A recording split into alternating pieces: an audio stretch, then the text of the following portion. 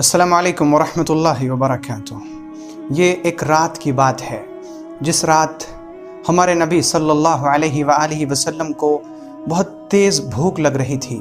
आप भूख से बिल्कुल परेशान हो गए, तो परेशान होकर घर से बाहर निकले और रास्ते में चलने लगे कि कहीं कोई मिल जाए।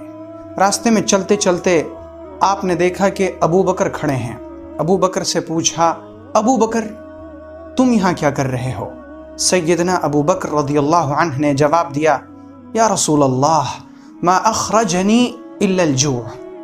ए अल्लाह के नबी, मुझे भूख ने मजबूर कर दिया कि मैं घर से बाहर निकलूं। ये सुनकर हमारे नबी सल्लल्लाहु अलैहि वआलिहि वसल्लम ने जवाब दिया, अबू बकर मैं भी इसी वजह से निकला हूँ, मुझे भी भूख ने ही निकाला है। चुनांचे वो दोनों चलने लगे। रास्ते में चलते चलते उन्होंने देखा उमर खड़े हैं। दोनों ने उमर से पूछा, उमर अभी इतनी रात गए यहाँ क्या कर रहे हो? सैयदना उमर रज़ियल्लाहु अन्हु ने जवाब दिया, या रसूल अल्लाह मा अखरजनी इल्ला अल-जू'। ए अल्लाह के नबी, भूख से मजबूर और परेशान होकर घर से बाहर निकला हूँ। यह सुनकर उन दोनों ने भी कहा कि हम भी भूख ही की वजह से बाहर निकले हैं। चुनांचे तीनों असहाब यानी नबी अकरम सल्लल्लाहु अलैहि वआलिहि वसल्लम और आपके दोनों वज़ीर अबू बकर और उमर अंसारी किसी सहाबी के घर पर तशरीफ़ ले गए। आपने दरवाज़ा खटखटाया। जब उन अंसारी सहाबी ने घर का दरवाज़ा खोला तो देखा कि दरवाज़े पर चमकता हुआ चाँद सय्यदुल अव्वलीन वल आखिरीन सय्यदना मुहम्मद इब्न अब्दुल्लाह सल्लल्लाहु अलैहि वआलिहि वसल्लम और आपके दुनिया के दो वज़ीर अबू बकर और उमर मौजूद हैं। तो फरमाया, अहलन बि रसूलिल्लाह अहलन बि अबी बकर मरहबन बि उमर, के नबी अकरम का तशरीफ़ लाना और आपके दोनों असहाब का यहाँ आना मुबारक हो।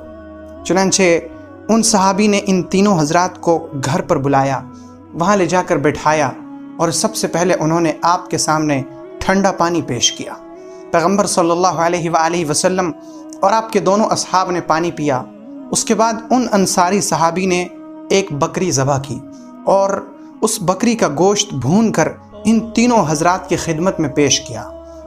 जब नबी अकरम सल्लल्लाहु अलैहि वआलिहि वसल्लम गोश्त तनावुल फरमा कर शिकम सैर हो गए, जब अबू बकर भी शिकम सैर हो गए, उमर भी शिकम सैर हो गए, तीनों ने अच्छे से खा पी लिया, तो पैगम्बर अलैहिस्सलातु वस्सलाम ने पहले ठंडे पानी को देखा, फिर गोश्त की हड्डियों को देखा, फिर अबू बकर और उमर को देखा और फरमाया, वल्लाहि वल्लाहि लतुसअलुन्न यौमइदिन अनिन नईम। अल्लाह की कसम, उस ज़ात की कसम जिसके कब्ज़े में मेरी जान है, क़यामत के दिन तुमसे हर नेमत के बारे में पूछा जाएगा, सवाल किया जाएगा। हम ज़रा रुक कर सोचें कि पैगम्बर अलैहिस्सलातु वस्सलाम इंतहाई भूख की हालत में घर से बाहर निकले हैं। अबू बकर और उमर को भी भूख ने घर से बाहर निकलने पर मजबूर कर दिया है। उन्होंने कितने अरसे से कुछ नहीं खाया था, ये कुछ नहीं पता। और इस शदीद भूख की हालत में जब मेहमान नवाजी के तौर पर आपने ठंडा पानी पिया और गोश्त तनावुल फरमाया, तो फरमाया कि तुमसे हर नेमत के बारे में सवाल किया जाएगा। तो हम ज़रा सोचें कि हम जो खाने पर खाने खा रहे हैं, हम जिन्हें ढंग से भूख भी नहीं लगी होती और फिर खाने का वक्त आ जाता है और हम पेट भर कर खाना खा रहे हैं, क्या कभी हमने ये सोचा कि हमसे एक एक नेमत के बारे में सवाल किया जाएगा? मुझे एक शख्स मिले और मुझे बहुत हैरत हुई जब उन्होंने कहा कि जो कुछ खा लिया पी लिया उसका हिसाब नहीं होगा, जो कुछ बच गया हिसाब तो उसका होगा। ये गलत फहमी है। अगर कोई शख्स ये सोचता है कि जो कुछ हमने खा लिया, जो पहन लिया, उसका हिसाब नहीं होगा, ये बहुत बड़ी भूल है। अल्लाह रब्बुल इज़्ज़त ने कुरान पाक में फरमाया है, सुम्मा लतुसअलुन्न यौमइदिन अनिन नईम।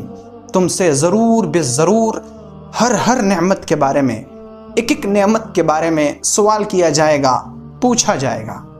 जो कुछ भी हम खा रहे हैं, जो कुछ हमारे दस्तरखान पे मौजूद होता है, हमारे एक एक दस्तरखान पे एक एक वक्त में 2 तरह 3 तरह 4 तरह के सालन मौजूद होते हैं।